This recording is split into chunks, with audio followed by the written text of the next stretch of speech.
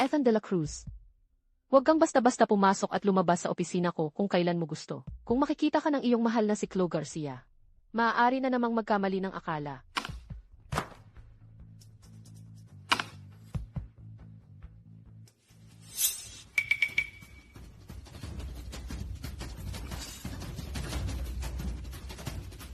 Sinadya mong gawing ganito ang itsura nito para lang ipakita sa akin na hindi nasayang ang pera. Tama. Kaya kailangan kong maghanda ka pa ng mas maraming pera. Sakaling hindi magtagumpay sa unang pagkakataon, baka kailanganin natin ng pangalawang pagsubok. O pangatlo. Sofia Reyes. Kahit sinasadya mo ang pagsasabi nito, hindi kita sasaktan. Nakipagtalik na ako sa ibang lalaki. Kaya wala akong pakialam kung hipuin mo ako o hindi.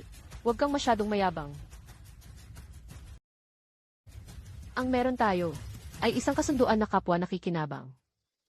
Dr. Reyes, oras na para mag-rounds. Parating na. Nakipagtalik nga ba siya sa iba?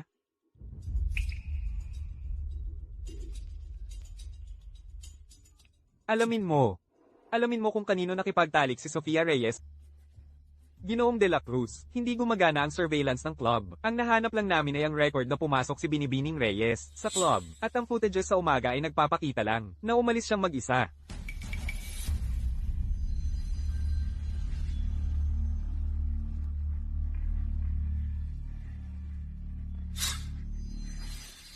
Alam kong nagsisinungaling siya sa akin.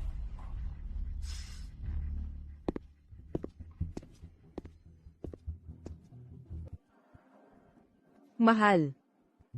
Bakit mo iniimbestigahan si Sofia?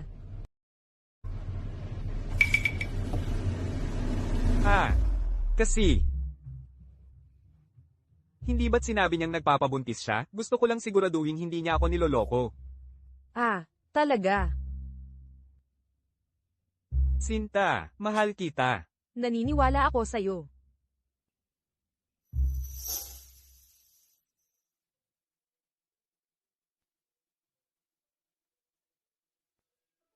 Dr. Reyes, nandito.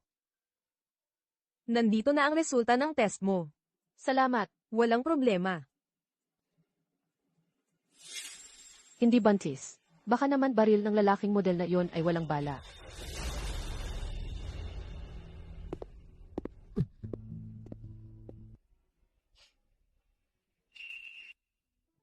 Siya ang lalaking model mula sa gabing iyon.